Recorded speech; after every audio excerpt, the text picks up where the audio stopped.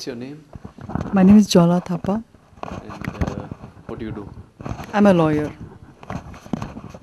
And how did you?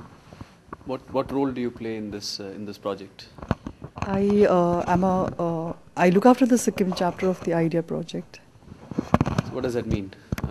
It means that basically I collaborate with the NUJS IDIA team, and I make sure that the students keep up with the CLAT preparations. I also take classes on a weekly basis, and for that I go to Pelling. I live in Namchi because that is the place where I stay. I live in Namchi, and on the weekends, like I go to Pelling where the students are based, and then I take classes and basically try to help them in their preparation for CLAT. So what prompted you? What is your main motivation for joining this project? What do you hope to achieve? How do you see this training program? Do you think that the people that you're training have a chance at CLAT? Do you think that it's a good thing for them to become lawyers? I think the IDIA project is an extremely good project that has come out of with the help of Professor Shamnath Bashir and the NUJS students. Some students who are involved, and the whole idea behind the project, that is of increasing diversity in national law schools, that itself prompted me to join the project, because I did my LLM from National University of Juridical Sciences, and when I was a student, I realized that most of the students who are here are from privileged backgrounds and from metro cities. There were one or two students from, say, small states, but then I could make out that most of them were also from privileged backgrounds and who has basically had good education. And when I came to know about the project, I realized that I would like to associate myself with it, mainly because of its underlying theme. And in my interaction with the students, I have come across, and I've realized that they're extremely smart, and with a little bit of push which IDEA is giving, they will definitely make into one of the national law schools, and that's about it. So what do these training programs comprise of when you go and train them? And I assume it takes a lot of your time because you're traveling from Namchi all the way to Pelling. What does it entail, these training programs? What all are you training them in? Basically, the training program is like sort of divided on the basis of the CLAT paper. You have logical reasoning, you have legal aptitude, and then you have English, you have current affairs, you have comprehension, which is also a part of English.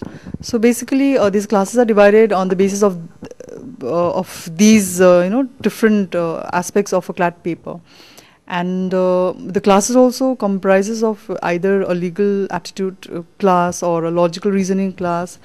And for the general knowledge and current affairs, the students have been prescribed newspapers, which the IDIA team is sponsoring.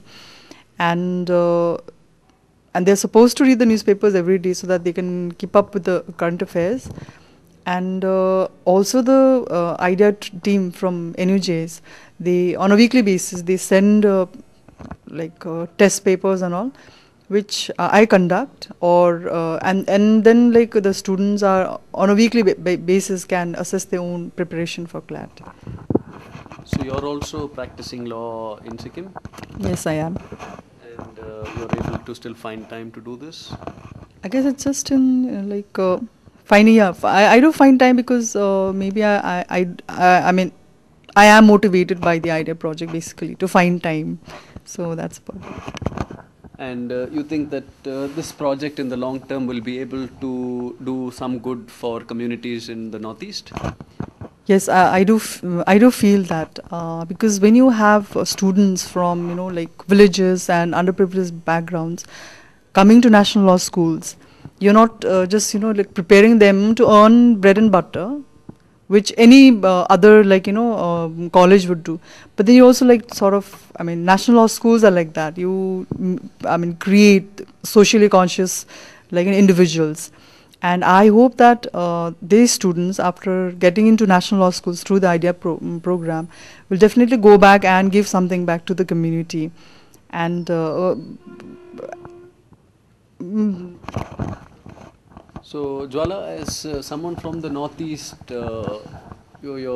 what is your perception of mainstream India and the Northeast and the integration? And do you think that this project might in any way help down the line for better voices to come up from the Northeast, more effective voices that will then demand their fair share, and also change the perception of what the Northeast means to mainstream India in a lot of ways, because there's a lot of ignorance and there's a lot of bias and prejudice, as you know. So can you tell us something about that? Yes, definitely there is a lot of bias and prejudice towards people from the Northeast. And I think one reason is that there is a lot of cultural and racial difference between Northeast and mainstream India. And another thing is I think even on a national level, we don't have any leader from the Northeast who can, sort of speak and represent the Northeastern people. Even if you work in the corporate sector also, there are a handful of people from the Northeast who are working there and who are sort of representing their place. Even in the government organizations, you have very few. And I feel that if people from the students from the Northeast are integrated into the national law schools, and these students, they'll come out as very conscious and educated individuals, and I'm sure that they will contribute a lot in increasing national integrity and making mainstream media more aware of the potential of the Northeast. So you're hopeful that the project would be able to generate future leaders of the Northeast? Yes, definitely, because after these students go back, if they work and then they want to go back and work, because they come from the village, they'll understand the mentality of the common people, and that is, I think, what is needed in say a place like Sikkim. People are very scared of. They have a very grand image of the government. They have a very grand image of the legal system. They have a very grand image of the whole judiciary. So if you have people, students from amongst them come up and then go back and demystify the whole system, I think it's going to help the common people in a lot of way. And having now you're practicing law in the Northeast, what are the various societal problems that you see in the Northeast that probably law can help with? How would these children, when they become lawyers, use the tool of the law to really help with problems of the Northeast? And what might those problems be? How will the law effectively or at a very ground level help? One thing is not as students from the Northeast, they'll obviously increase awareness regarding the society as such in Northeast, how different it is, but then how in similar it is, in terms of if you look on a humanitarian aspect. But then yes, law as lawyers and in terms of law, they'll definitely help, because like I said, the Northeastern society is very isolated from mainstream India, and they sort of don't have an identification towards the laws which are made by their own country, but then they feel that this is not for us, or we cannot associate ourselves with the laws which are made by people from mainstream India, because they feel that they don't understand the mentality and all that stuff. So I'm forgetting.